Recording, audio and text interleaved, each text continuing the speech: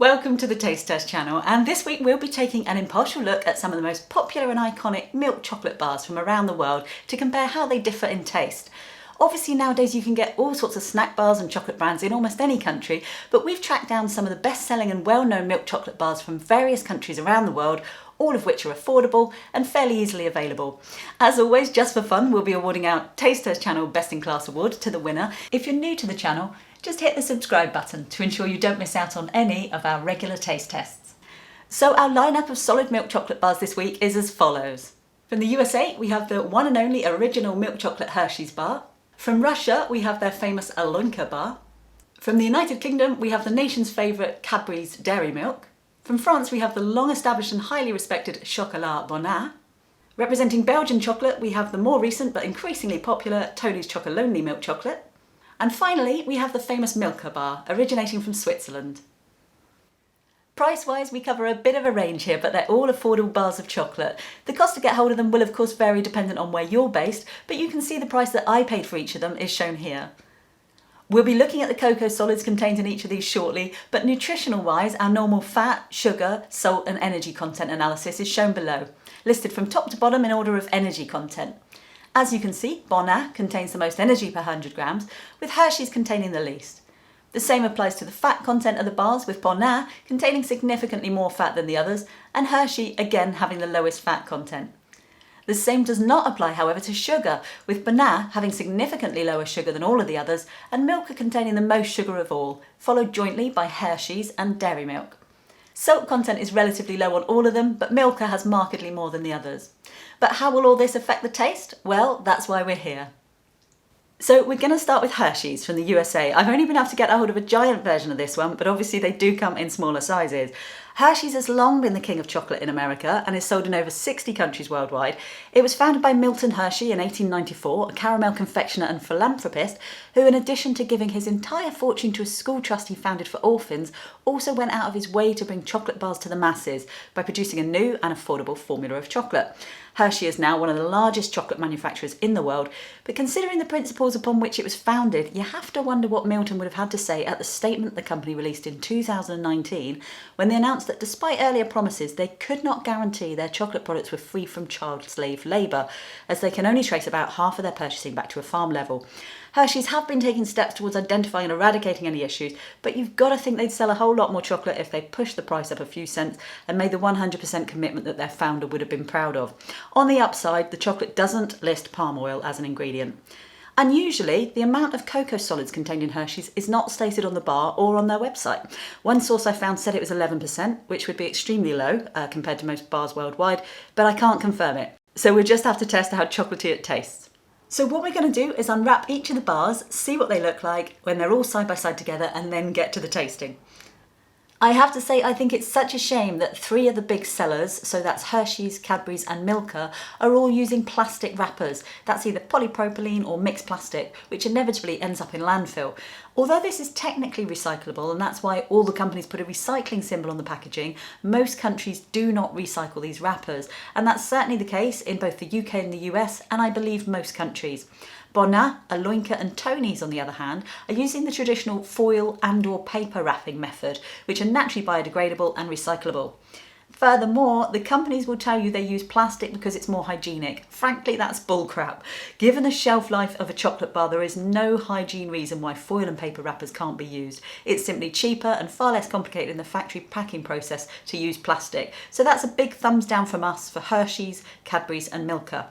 Putting the ethics aside though, I think it gets forgotten just how much the wrapping is such a huge part of the pleasure and aesthetics of opening a bar of chocolate, and the old-fashioned foil and paper method is so much more satisfying both to look at and to handle. So here goes with the unfortunate plastic wrapper.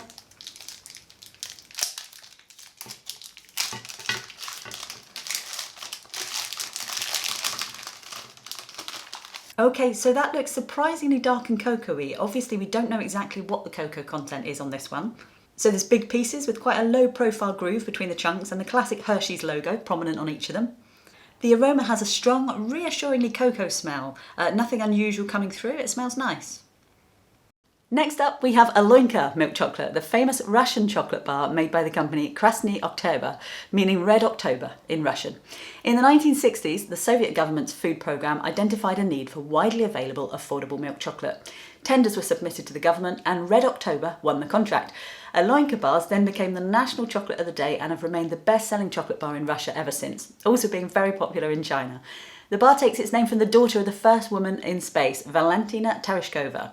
However, the child pictured on the bars is the at the time 8-month-old Elena Chernyas, the daughter of a Russian photojournalist. In the early 2000s, Elena subsequently tried to sue for millions for the misuse of her image, but was unsuccessful. Unfortunately, I can't find any details on the company's ethical policy. I can tell you that palm oil is not listed on the ingredients and the amount of cocoa content is 35%. I'm also fascinated to learn what Russian chocolate tastes like. So we've got that lovely satisfying foil and paper wrapper to open.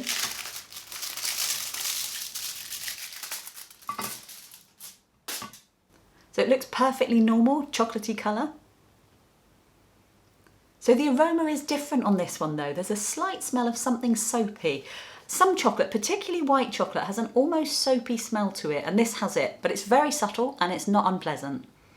Next up, from the United Kingdom, we have Cadburys Dairy Milk, the best-selling solid chocolate bar in the UK and firmly entrenched in most Brits' minds from childhood as the inimitable taste of chocolate. Cadbury was founded in 1824, originally as a grocer's selling cocoa and drinking chocolate, and has been producing dairy milk chocolate bars since 1905, with its famous strapline, a glass and a half of milk in every bar, being used since the 20s. It's worth noting, as this catches a lot of people out, that Cadbury have been increasingly replacing the chocolate in many of their products, including milk tray chocolate boxes, with non-dairy milk chocolate. This alternative Cadbury's chocolate tastes entirely different to dairy milk, and most people, including me, would say distinctly poorer. So if you want to try Cadbury's at its best, then always check it says dairy milk on the wrapper. If it doesn't, then it won't be. Incidentally, Cadbury's products in the US are manufactured by Hershey and apparently taste distinctly different to those in the UK. Cadbury's makes some commitment to fair trade and standards via their own Cocoa Life scheme, but considering they list the ecologically destructive palm oil within their ingredients, there's obviously huge room for improvement on ethical standards. So come on Cadbury's, why not raise the bar? The cocoa solids contained in this one are a minimum 20%. So it's a sorry sight to see a plastic wrapper on these bars. Cadbury's always used to be foil and paper wrapped, and this is such a bland, boring way to open a chocolate bar. So now it's unwrapped for me, this is equally disappointing. Cadbury's chocolate bars used to have a higher profile square edge chunks which were really satisfying to eat, and now that they've rounded them off into these dull curves, it's such a shame. The smell is obviously very familiar to me. It's a sweeter smell, less cocoa-y, but still chocolatey. Next up, from France, we have the long established and well respected Chocolat Bonnat. So France is well renowned for producing high quality, high cocoa content chocolate, which is often sold via individual and artisan chocolatiers, pastry chefs and confectioners. A preeminent one of these is Master Chocolatier Bonnat, established in 1884 by Félix Bonnat in Voiron, France, and still operating as a family business with its roots in confectionery dating back to the 1750s. Favoured by many famous personages, including Jackie Kennedy, Bonnat is still based in the same original location and produces an extensive range of single-origin chocolate bars, with the strapline, "What's good for the palate cannot be bad for the soul." Bonnat's sourcing practices are direct and evolving, so they make no overall statement regarding ethics on their website, instead focusing on the quality and variety of cocoa beans that they source from meticulously researched farming outfits. Palm oil is not listed as an ingredient. The cocoa solid content of this milk chocolate bar is a whopping 55%, so I'm really interested to see how it compares. So it's great to see the classic foil and paper wrapping, and I particularly like the use of the traditional sleeve where you see the edges of the foil at the top and bottom of the bar. I love the whole design actually, it feels very traditional and aesthetically pleasing to see as well as to handle. So it's very dark and shiny looking, and I really like the high profile raised sharp edge pieces. The smell is strong and cocoa-y like a darker chocolate. It's got fruity notes and there may just be a hint of that soapiness that I mentioned smelling earlier, but it's very subtle. Next up, we have Tony's Chocolonely milk chocolate made in Belgium. Albeit this is a far newer company than the rest, we've included it for two reasons. Firstly, it's become an increasingly popular choice in recent years in the UK, US and Europe as a good quality example of chocolate that's made in Belgium. Secondly, and most importantly, its success evolves around being 100% fair trade and slave-free and palm oil-free, proving that consumers increasingly care about the ethical journey of their food that they buy and hopefully setting a precedent for other larger manufacturers to follow. The company was started in 2005 by Dutch journalist Teun van der Kerken after his investigation and TV programme about illegal child labour and modern slavery on cocoa farms in West Africa. After failing to persuade large chocolate firms to boycott these practices, he created a chocolate company himself to prove that things can be done the right way. Their mission statement is to make all chocolate, critically not just theirs, 100% slave-free, and they pay higher prices direct to the cocoa farmers to ensure this happens. It's worth noting that although the price per bar is slightly higher than some of the others, it's certainly not the most expensive bar of the bunch, and in my opinion, well worth paying a few extra pence for the reassurance of ethical sourcing. Cocoa solids on this bar are a very respectable 32%, which equates to 134 cocoa beans in every bar. So it's great to see paper wrapping again, and I have to say this looks and feels like the most exciting bar I've seen in ages. The thick, chunky feel is almost straight out of the Willy Wonka storybooks, and if I'd had a bar of chocolate like this when I was a kid, I'd have been blown away. I think this bar looks brilliant. The crazy chunks and raised profile makes it look like such a fun and exciting bar to eat. I love all the shapes and the logo. Finally some imagination being used in the design of a chocolate bar. The aroma is surprisingly subtle though. There's almost no smell compared to the others. There's definitely a faint chocolate aroma and maybe that slightest hint of the soapy smell again, but I'm not getting a lot from it. Last but by no means least, we have the world famous Milka milk chocolate bar. Milka originated in Switzerland in 1901, but it's primarily produced in Germany, so can't technically be classed as Swiss chocolate, although its alpine milk content ensures the link remains tangible. Its origins come from 1825, when Swiss chocolatier Philippe Suchard started selling chocolate-based dessert in his patisserie in Switzerland. He expanded his operation, and finally in 1901, the first Milka chocolate bar was packaged in its distinctive lilac-coloured packaging. Incidentally, the company's been owned by Mondelez International, formerly Kraft Foods, since the 90s, who also own Cadburys. As such, it follows the same structure of commitment to fair trade and standards as Cadburys with the Cocoa Life scheme. Pleasingly is the fact that palm oil is not listed as an ingredient on this bar. Cocoa solids are 30%, and interestingly, despite being marketed as a non-flavoured milk chocolate bar, it actually contains hazelnut paste on the list of ingredients, so I'm really interested to see how this one compares. So we've got this plastic landfill packaging again.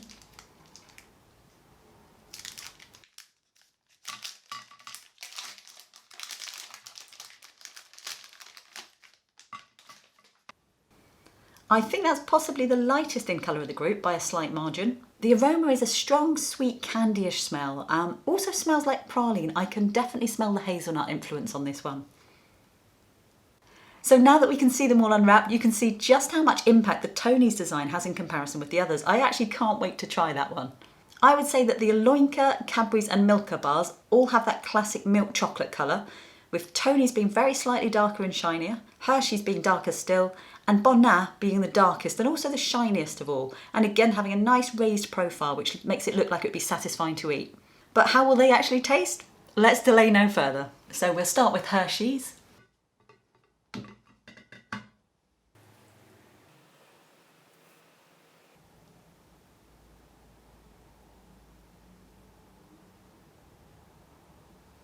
Okay, so the texture is very fudgy and grainy. It's quite soft as well. The taste is very sweet and candyish as opposed to chocolatey, quite a high acidity and a long sugary aftertaste. In summary, I have to say it tastes to me like very cheap chocolate. I've tried all sorts of chocolate from all over the world, so it's not about what I'm used to. I'd have to say objectively it tastes very artificial, not so much like chocolate as candy, but obviously for many people this will be their beloved chocolate bar and it will be perfect for them. Next up, we'll be trying the Alenka bar from Russia.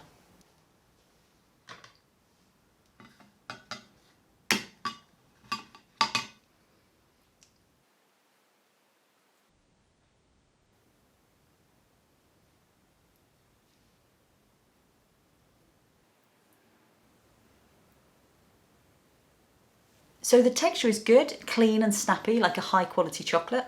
The taste is very different. It's medium sweet and there's also a chocolatey smokiness, but then there's a very odd flavour I've never tasted in chocolate before. It's almost chemically, like if you'd left it near Terps or in a room with paint in it. It's subtle, but it gives a strong chemical aftertaste.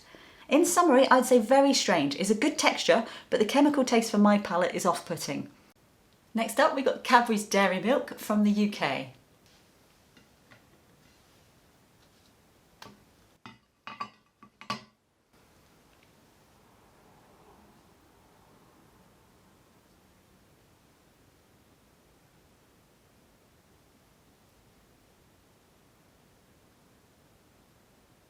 So the texture on this one is very creamy. It's not snappy. There's a slight fudginess, but much less so than the Hershey's, but it's overwhelmingly creamy.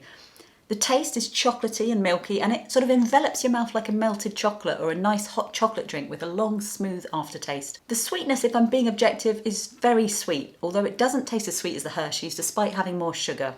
In summary, it's a distinct taste. I wouldn't say it tastes like a high quality chocolate, but it's very creamy and pleasant. Next up is Chocolat Bonnat from France.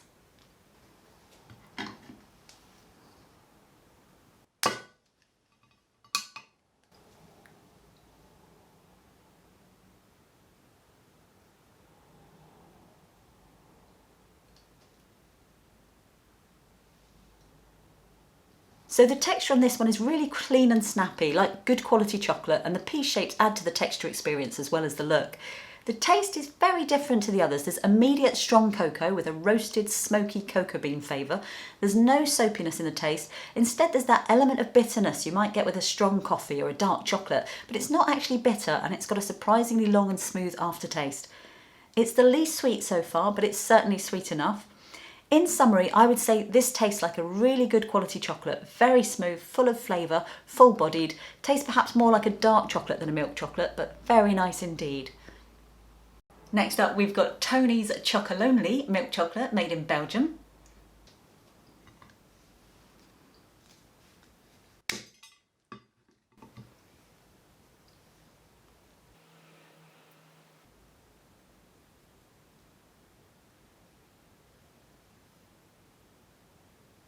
So the texture has a nice snappy bite, and then with a very smooth and creamy quality. It's not fudgy at all, it's more like double cream. The taste, unlike the smell, is strong and chocolatey with a hint of roasted cocoa bean flavour, but there's no bitterness at all. It's more like a mellow and creamy version of the Bonnat.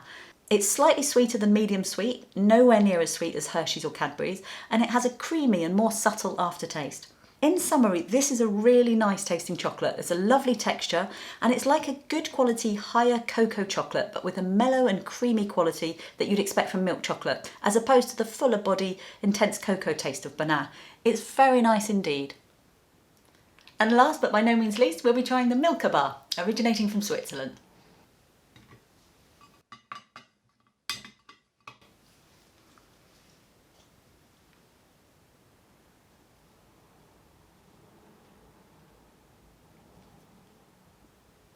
So there's a creamy texture on this one, a tad fudgy but not grainy like Hershey's. I'd say on a par with Cadbury's. The taste is chocolatey, but there's certainly an undeniable praline nutty flavour coming through. You can definitely tell there's hazelnuts in there. It's very sweet, and there's a long, smooth praline aftertaste with the sweetness lingering. In summary, it's nice. It has a distinctive taste of its own. I couldn't eat a lot of it. It's a bit sweet and praline-y for my palate, but if you're a big fan of pralines, you'll probably love it. So it's been a real discovery at just how different milk chocolate tastes from different countries around the world, and this is particularly evident when you taste them side by side. But just to summarise, if you like your chocolate sweet, acidic and candyish, then opt for the fudgy textured Hershey's. For a sweet but more creamy milk chocolate, try either the Cadbury's or the praline notes of the Milka Bar. For a nice snappy texture but completely unique flavour, try the Russian Alenka bar. Or for more of a cocoa hit, try either the mellow cocoa-y notes of Tony's or the intense but high quality cocoa punch of Bonnat. So that covers how they all differ in taste, and now that we've tasted them all, as always, just for fun, we award our Taste Test Channel winners and Best in Class award. And this is purely just about the taste, rather than the ethics or the packaging. So our top 3 this week are as follows.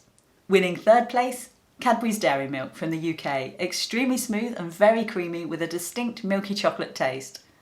Winning 2nd place, and only missing 1st place by the slimmest of margins, Bonnat from France. This tasted delicious, very high quality chocolate, lovely texture and full-bodied flavour. The only reason it didn't win is that it was arguably more like a dark chocolate than a milk chocolate, and given this is a milk chocolate taste test, it just missed 1st place on that basis. But in first place this week, from our milk chocolate bars around the world, the Taste Test Channel Best in Class award goes to Tony's Chocolonely milk chocolate from Belgium. Lovely smooth texture, full of flavoursome cocoa notes whilst being creamy and mellow enough to represent a truly excellent milk chocolate. Well done to Tony's Chocolonely. And as always, taste is subjective and this is purely my point of view, but I hope this has provided some useful insights. And on a separate note, really pleased to see this one win in flavour as well, because it ticks every other possible box at the same time. They pay more to their farmers, they rigidly avoid exploitation, slavery and child labour, they don't use palm oil, the packaging is biodegradable, and the design is the best chocolate bar design I've seen in ages. So once again, well done to Tony's Chocolonely, and here's wishing them every success in the future, and may others follow in their footsteps. So I've certainly enjoyed making this episode and frankly eating lots of chocolate. I really hope you've enjoyed watching it, and if you have, please do consider sharing it with others, and don't forget to subscribe and ring that notification bell to ensure you don't miss out on any of our regular taste tests. Also, check out our other similar video on luxury boxes of chocolates from around the world, where we compare 6 of the finest traditional chocolate selection boxes we could lay our hands on. And just a note, as always, to thank everyone who supports us. We're a new and growing channel, so every thumbs up and subscriber really does make a difference. We're not sponsored by the brands we feature, and each video takes 6 days to make, so a massive thank you to the handful of particularly generous viewers who support us via Patreon. You keep us going, and we are eternally grateful. As always, please do comment and let us know what food or drink items you'd like to see on some of our forthcoming taste test episodes. Meanwhile, thanks for watching and chocs away!